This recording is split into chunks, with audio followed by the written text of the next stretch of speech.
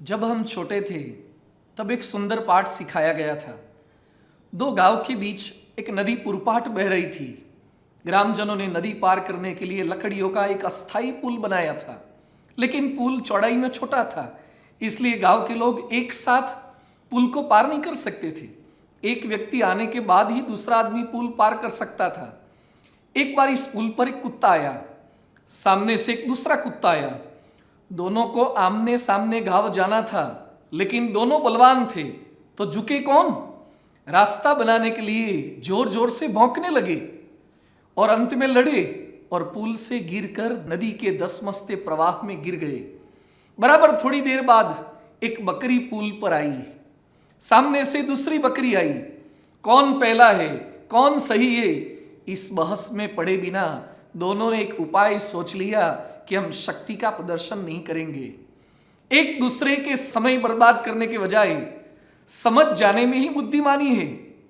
यदि एक बकरी झुकी तो दूसरी बकरी उसके ऊपर से निकल गई। न कोई चोट, न कोई सजा, बस दोनों ने लिया झुकने का मजा। बाल वयी में सिखा हुआ यह पाठ वास्तव में अब काम लग रहा है। जहां बुद्धि या शक्ति के बल पर हठपूर्वक लड़ने का मन होता हो, जहां सत्ता या समृद्धि के बल पर सामने वाले को नष्ट करने का मन होता हो, तब बकरी का यह पाठ हमें याद आता है और भीतर से एक आवाज आती है, हु इज राइट पे नहीं, किंतु व्हाट इज राइट पे जाना चाहिए। कोई सोचता होगा कि आज के स्पर्धा के दौर में जहां सीना निकालकर आवाज उठाने की बात हो रही हो, वहां झुकना कितना उचित है। अंदर छिपा हुआ अहंकार चीख कर कहता है कि सर कटा सकते हैं, लेकिन सर झुका सकते नहीं। जरा भी झुकने की बात आती है तो मैं क्यों दूसरों के सामने झुकूं, मैं क्यों क्षमा मांगू, हर बार मैं ही क्यों झुकूं। ऐसी अंतर के भीतर आग भड़क उठती है। झुकने में हमें लाभ नहीं बल्कि बड़ा नुकसान महसूस होता है। झुकने में बड़प्पन नहीं बल्कि न्यून होने का डर लगता है। हालांकि झुकना बचपना नहीं, लेकिन उसमें शानपन का दर्शन होता है। एक विवाह योग्य युवक ने अपने पिता से कहा, पिताजी मुझे बताओ कि क्या आपने मेरी शादी के लिए कुछ सोचा है या नहीं। आपको जो सही लगे उसी पात्र को मैं पसंद करूंगा। पिता ने आदर्श पुत्र की बात सुनी अनसुनी कर दी और क्रोध से बोले, आखिर तुमने वह काम क्यों नहीं किया था जो मैंने लाइट बिल का भुगतान करने के लिए तुम्हें सौंपा था। लेकिन पिताजी आपने मुझसे इस प्रकार की बात की नहीं। मेरे सामने मत बोल। उस दिन दवाइयां लेने भी नहीं गया था, लेकिन पिताजी आपने दवा लाने का मुझे सौंपा तक नहीं था। मासूम बेटे की एक भी बात सुने बिना पिता बोलते रहे, सामने बोलने ही सीख लिया है। तुम्हें सॉरी बोलना, क्षमा मांगना आता है या नहीं।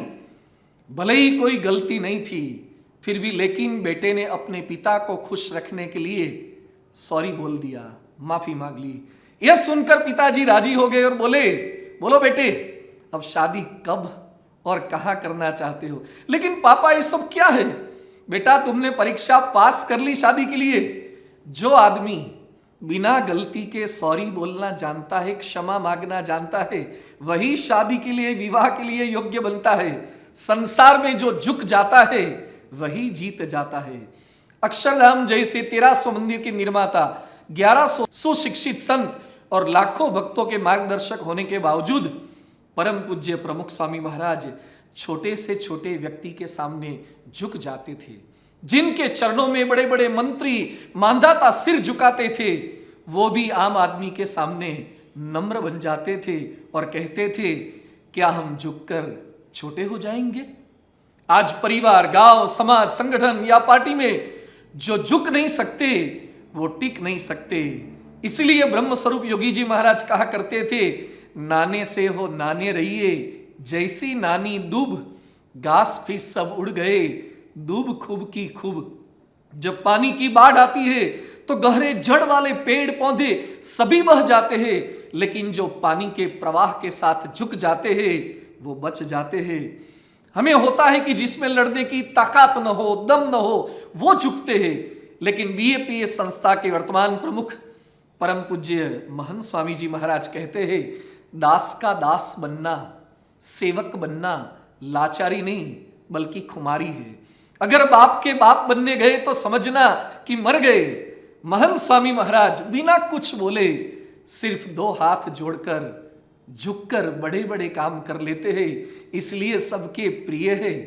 चलो एक बार कोशिश करके देखें, जिसके साथ अनबन हुआ हो, जो हमारे से रूठ गए हो, जिद पे अड़े हो, ऐसे व्यक्ति को याद करे, सच्चे मन से भगवान से प्रार्थना करे और उनके सामने झुक जाए। निश्चित रूप से अच्छा परिणाम मिलेगा। थोड़ा समय लग सकता है, लेकिन झुकते रहे। परिवर्तन की प्रक्रिया धीमी हो सकती है, लेकिन शांति का सुनामी जल्द ही आपके अंतर में छा जाएगा और आपका दिल भी कबूल करेगा। करे नमन तो हो प्रश्नों का शमन।